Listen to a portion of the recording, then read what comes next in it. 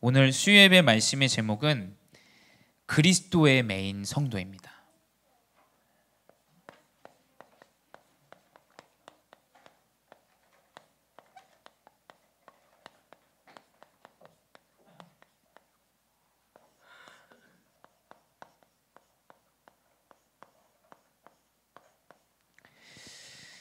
오늘 우리 본문 빌립보서 1장을 보게 되면 이제 바울이 우리가 몇 가지를 알 수 있는데 바울이 지금 감옥에 갇혀 있다라는 사실을 우리가 알 수 있습니다. 12절에 형제들아 내가 당한 일이 도리어 복음 전파에 진전이 된 줄을 너희가 알기를 원하노라. 내가 당한 일, 내가 지금 감옥에 매여 있음을 이야기합니다. 그래서 14절에 또 형제 중 다수가 나의 매임으로 말미암아 겁없이 이제 말씀을 전한다라고 이야기하죠. 또 바울이 이 감옥 안에서 이 복음 운동을 계속해서 중심을 담고 있다라, 죄의 수임에도 불구하고 담고 있다라는 거 13절에 나옵니다. 나의 매임으로 말미암아 그리스도 안에서 시위대 안, 감옥의 안과 또 밖에 모든 사람들이 그리스도의 복음을 전파하고 있다라는 이야기들을 이제 편지로 전달하고 있습니다. 이 빌립보 교회는 루디아라는 여종을 통해서 교회가 세워집니다. 그 루디아가 주 예수 믿는 자로 나를 알거든 내 집에 유하라 시작하면서 그 여종을 한 사람을 통해서 이제 교회가 세워집니다. 사람들은 별일 아닌 것처럼 여기는 것을 우리는 별일처럼 사실은 여겨야 됩니다. 왜냐? 복음은 한 사람을 통해서 교회를 세웁니다. 또 한 사람을 통해서 선교지의 교회를 세우십니다. 그래서 이 바울이 그리스도에 딱 매여져 있는 거예요. 감옥에 있지만 또 범죄자로 그 자리에 있지만 이 바울은 그리스도에 완전히 매인 종임을 우리가 알 수 있습니다. 무엇에 매이느냐, 또 무엇에서 해방을 받느냐, 사실은 성경은 이런 이야기들을 굉장히 많이 합니다. 근데 우리 이번 주 강단에서도 나왔습니다. 또 우리 찬양 예배 때도 우리 탈북자 출신의 우리 변종영 목사님 통해서 우리 말씀을 들었죠. 진정한 해방이 무엇이냐?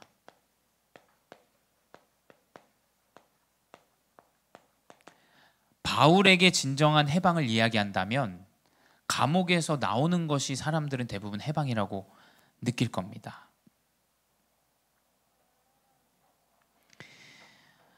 17절에 1장 17절에 보게 되면 나옵니다.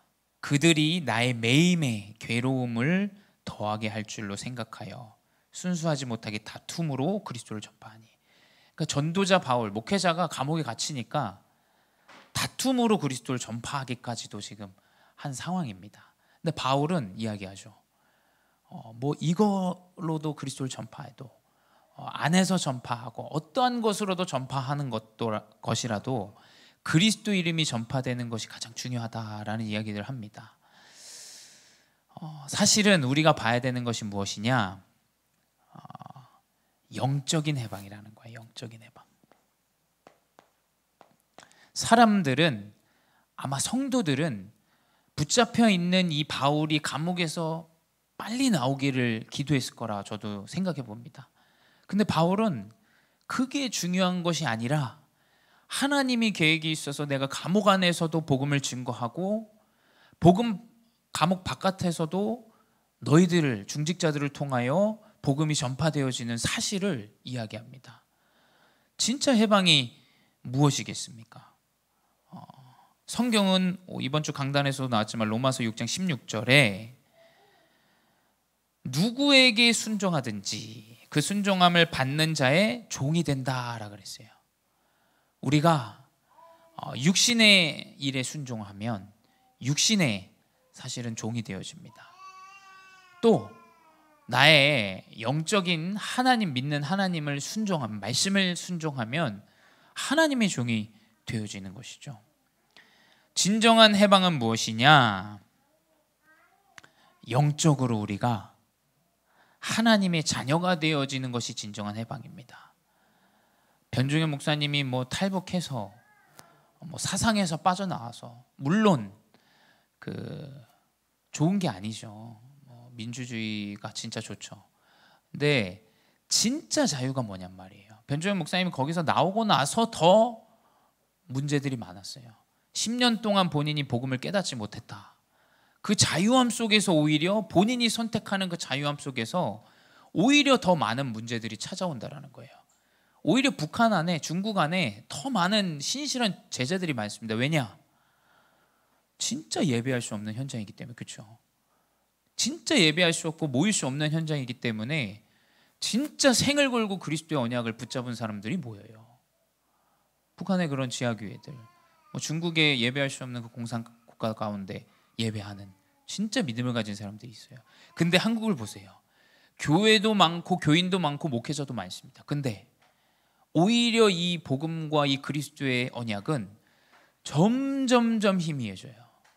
교회가 돈 때문에 싸우고, 교회가 자리 때문에 싸우고, 진정한 해방이 무엇인지를 아셔야 되는 거예요. 바울은 계속해서 로마에서 해방되는 게 해방이 아니다. 그리스도의 법으로, 생명의 법으로 사단에게 종되었고 죄의 종되었던 그 사망의 법에서 나와야 된다라는 그리스도의 복음을 이야기했던 겁니다. 해방되면 좋죠. 우리나라도 일제시대 때 어려움을 당했지만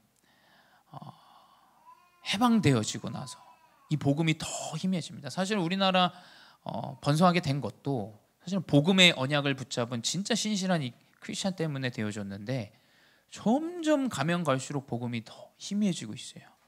그래서 생각해야 됩니다. 진짜 해방이 무엇인가? 사람들은 교회를 억압하는 존재, 억압하는 단체라고 얘기해요. 술도 마실 수 없고, 뭐도 마실 수 없고, 뭐도 할 수 없고, 뭐도 할 수 없다. 맞습니다. 또 그것이 또 기준이 되어져서는 안 되죠. 근데 진짜 자유함 속에서 영적인 문제는 더 다가옵니다. 네가 마약을 해도 되고, 네가 하고 싶으면 하고, 네가 하고 살고 싶은 대로 살아 라는 그 자유함 속에서 영적인 문제와 사적인 문제는 더 끊임없이 찾아온다라는 거예요.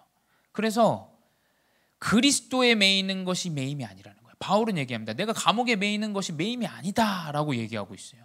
나는 그리스도에게 매였기 때문에 감옥에 매이는 그 육신적인 매임은 문제가 되어지지 않음을 계속, 감옥에 있는 사람이 바깥에 있는 사람들을 위로합니다. 이게 반대가 되죠. 감옥에 있는 사람들을 바깥 사람들이 위로해야 되는데 그것 때문이 아니다. 그리스도의 언약이 중요하다라는 것을 이제 이야기합니다. 그래서 강단에서 더 이상 우리가 죄의 종노릇 하지 않고 의의 종으로 살아가야 되는데, 로마서 6장 19절에 기록되어져 있습니다. 너의 지체, 몸을 의에게 종으로 내주어 거룩함에 이르라 라고 기록되어져 있습니다. 우리가 어떻게 우리의 몸을 드릴 수 있겠습니까? 우리가 어떻게 우리의 것을 드릴 수 있겠어요? 제가 생각하는 것은 우리가 드릴 수 있는 것은 예배라고 생각합니다. 예배 안에는 사실은 시간이 있어요. 저는 좀 곰곰이 묵상해 보니까 예배는 우리가 시간을 투자해야 됩니다. 우리의 발걸음도 투자해야 돼요. 그렇죠? 예배까지 오기까지 사실은 영적 싸움이 쉽지 않아요. 그렇죠? 갈까 말까, 또 오늘같이 비 오는 날, 꿉꿉한 날, 사실은 예배 오기가 쉽지 않습니다. 근데 우리가 우리의 하나님께 영광 돌릴 수 있는 거, 우리가 하나님께 드릴 수 있는 거 저는 많지 않은 것 같아요. 하나님을 사랑하면 엄지손가락을 드려라 이러면 잘라서 뭐 드리면 되는데 지금 그게 아니지 않습니까? 이 믿음이라는 거. 하나님께 우리가 마땅히 드릴 만한 모든 걸 다 드려도 아깝지 않은데 우리가 하나님께 드릴 수 있는 게 사실 많지 않아요. 그래서 강단에서 목사님이 뭐 찬양 얘기도 하십니다. 찬양, 그렇죠?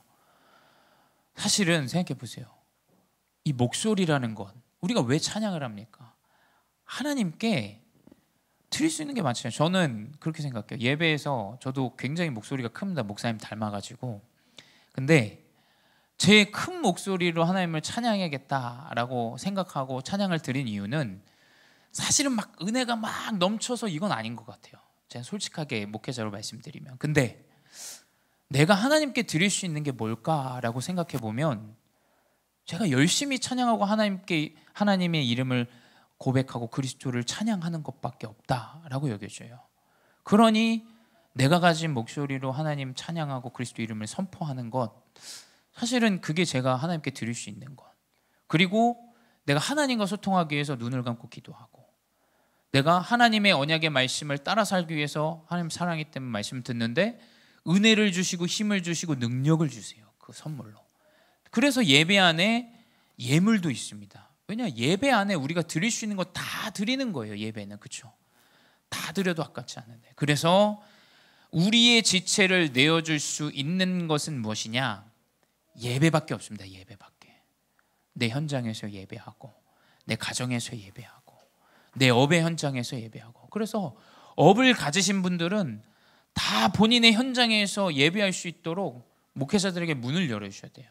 루디아의 가정에서 예배를 시작했는데 빌립보 교회로 세워진 것 같이, 브리스길라 아굴라가 본인의 업의 현장에서 계속 예배하면서 바울을 놓고 함께 예배하면서 인도받았던 것처럼 예배할 수 있도록 해야 됩니다. 왜냐?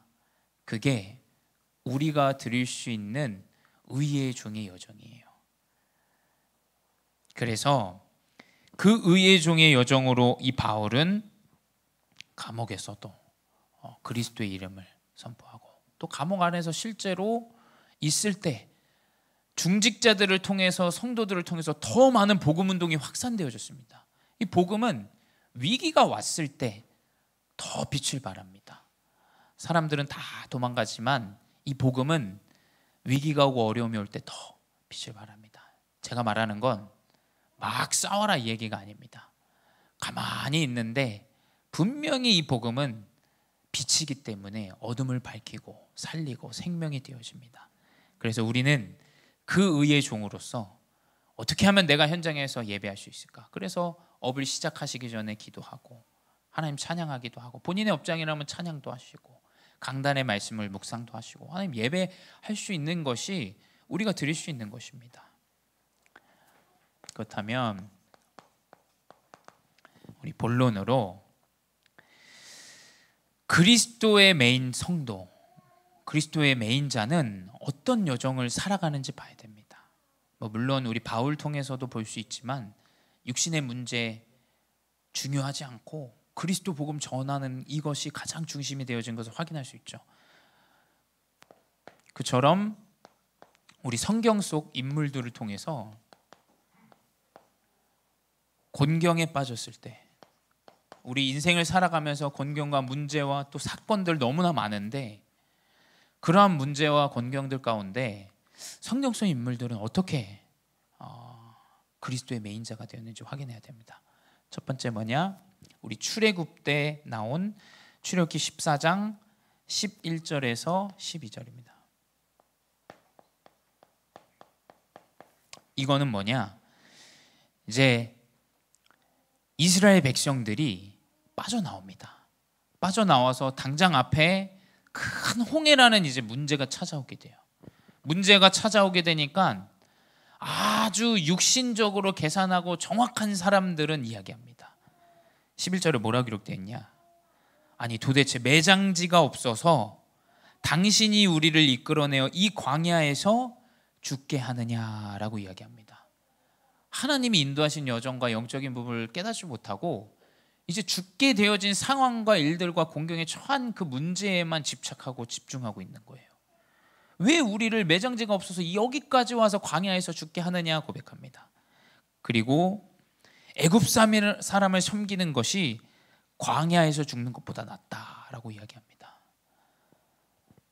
진짜 해방을 모르는 인생이에요. 그렇죠? 아무리 그 현장에서 고기 국물 먹고 내가 생명 살 수 있어도 사단에게 완전히 붙잡혀 있는 이 영적인 상태를 전혀 모르는 인생입니다. 근데 13절에 이야기하죠. 이 모세가 이야기합니다. 너희는 두려워하지 말고 가만히 서서 여호와께서 오늘 너희에게 행하시는 구원을 보라라고 기록하고 있어요. 성경 속 인물들이 행했던 것처럼 우리는 곤경이 빠지고 문제가 찾아왔을 때 언약을 붙잡고 가만히 서서 기다리시면 됩니다. 언약을 붙잡고 기도 속에서 가만히 서서 오늘 하나님이 이 문제를 통해서 행하시는 일들을 보셔야 돼요. 안 그러면 불평, 불만, 인본주의가 계속해서 나옵니다.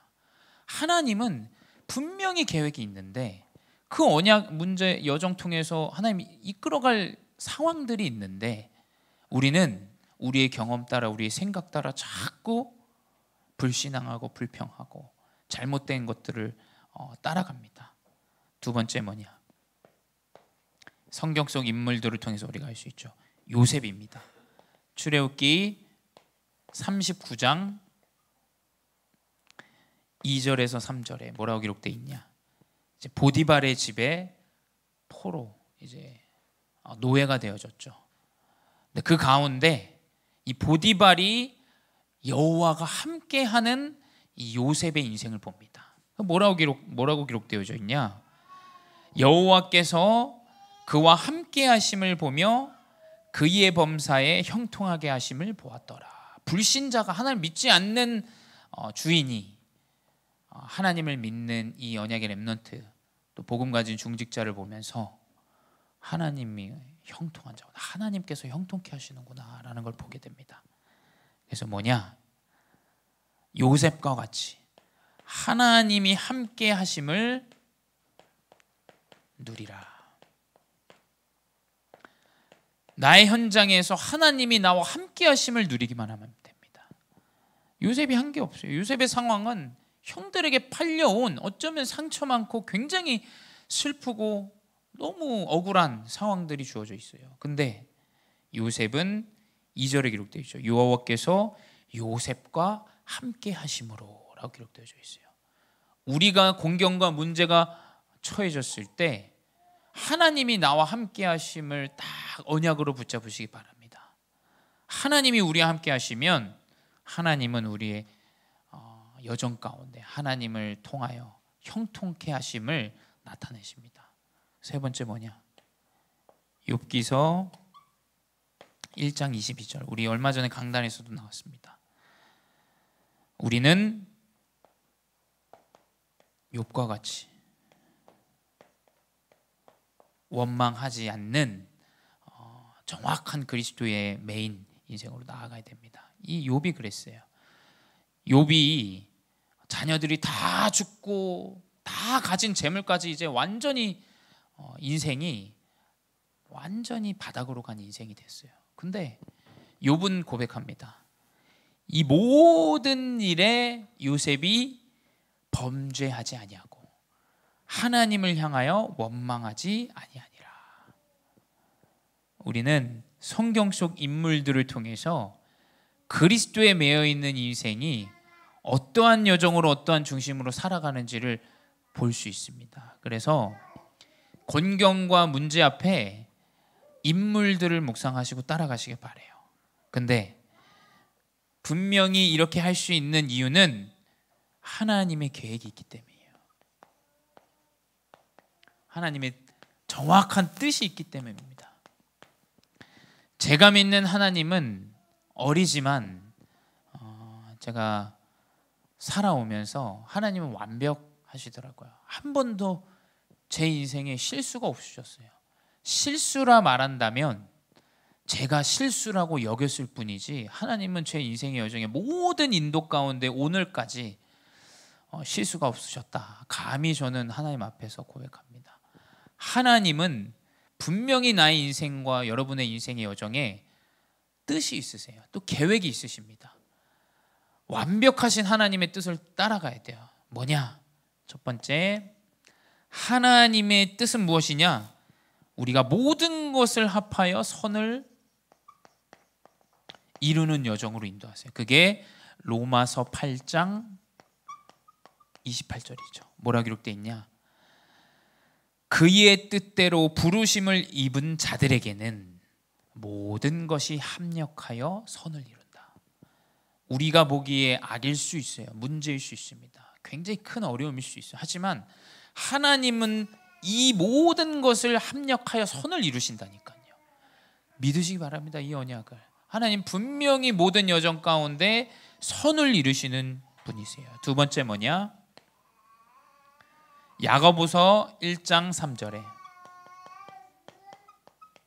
뭐라고 기록되어 있냐? 이는 너희 믿음의 시련이 인내를 만들어내는 줄을 너희가 알미라. 하나님의 계획은 무엇이냐? 우리가 능력을 갖추기 원하세요. 인내하고 기다리고 이 여정을 따라갈 수 있는 하나님의 인생의 여정으로 인도하십니다.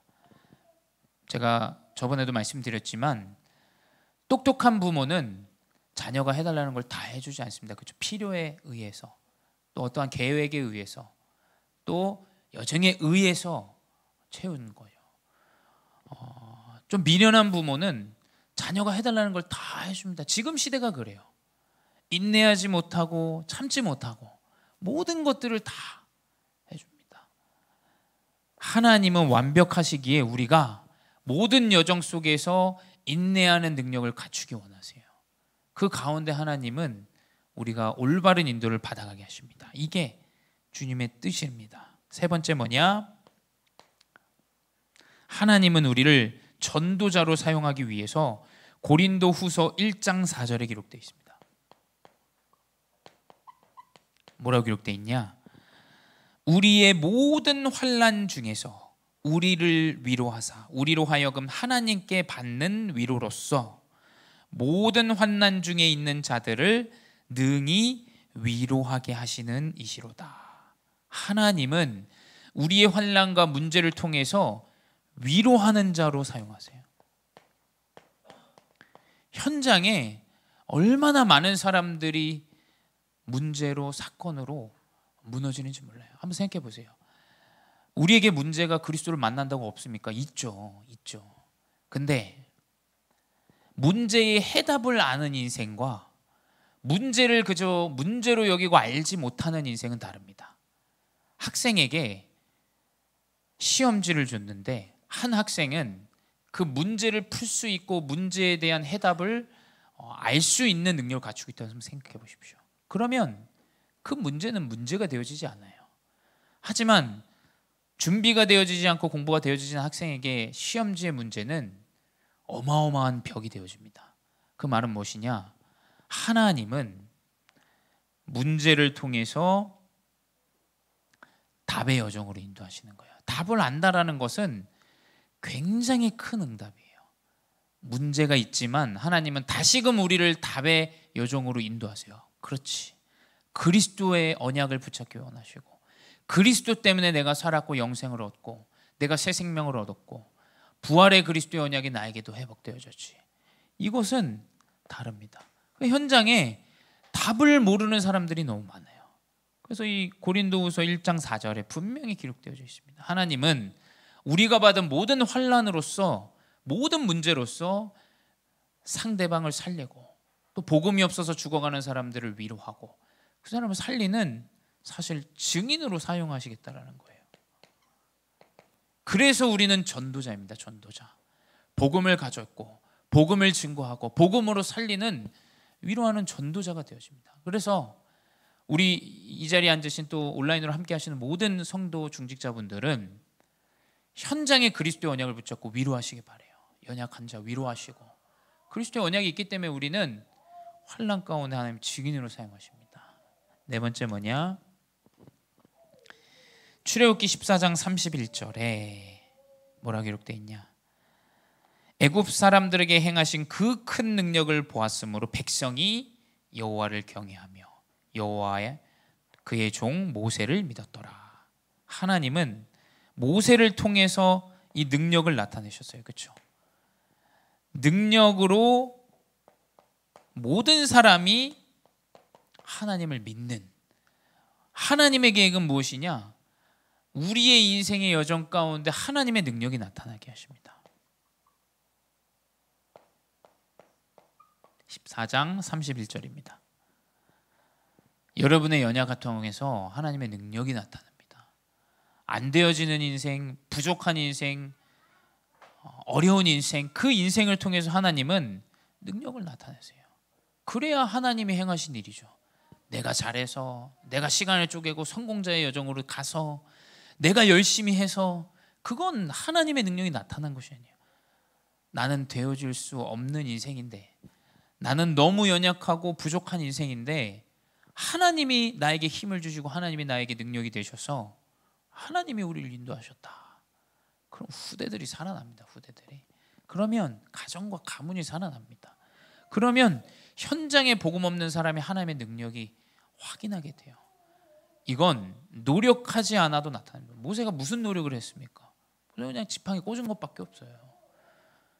하나님의 계획이 이러한 계획 가운데 있다는 사실을 아시기 바랍니다.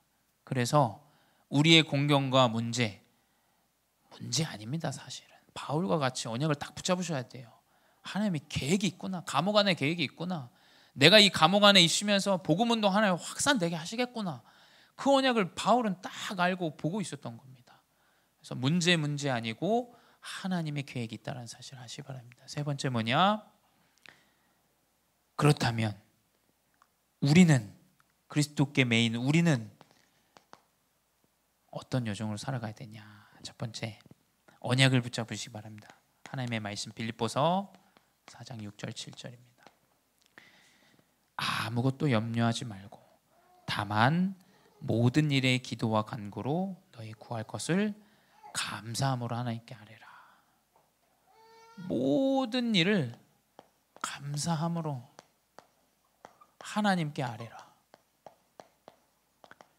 그래서 결론난 인생이에요. 사실은 사람들은 상황 보고 일 보고 되어지는 것 보고 계획합니다. 근데 말씀과 그리스도의 언약은 미래를 그냥 딱 줘버려요. 미래를. 그래서 성취될 언약 아닙니까? 언약이라고 얘기하잖아요. 성취될. 왜냐? 그리스도로 다 끝났다. 그래서 문제 앞에서 감사함으로 기도로 아뢰라 라고 기록하고 있어요. 두 번째 뭐냐?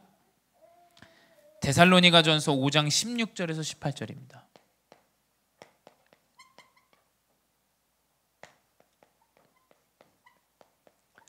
항상 기뻐하라. 쉬지 말고 기도하라.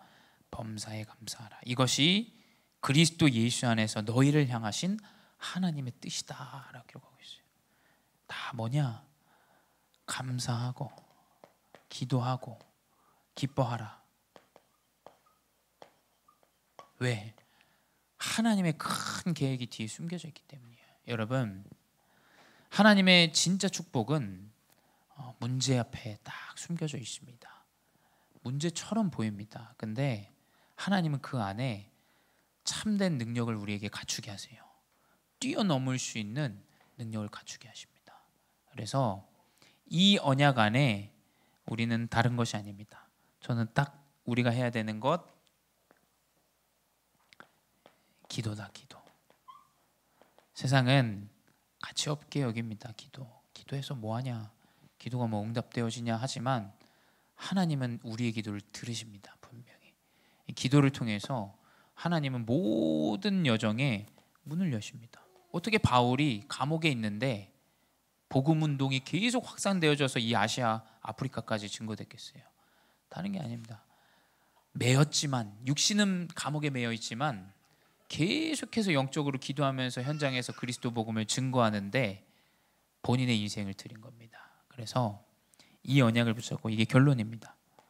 우리는 언약 붙잡은, 또 은혜 누리는 의의 종으로 나아가는 이 기도 속에 올바른 인생의 여정으로 나아가시기 바랍니다. 우리 기도로 마치도록 하겠습니다. 기도하겠습니다. 사랑의 하나님, 감사합니다. 우리가 볼 때 우리의 생각으로 또 우리의 경험으로 하나님 문제로 여기고 그 상황을 어렵게 여기고 하나님의 언약과 계획이 보여지지 않을 때가 너무나 많이 있습니다. 주님, 하나님의 말씀과 예배를 통해서 정확한 문제를 볼 수 있는 답을 얻는 그리스도의 메인 인생 되게 하여 주시옵소서.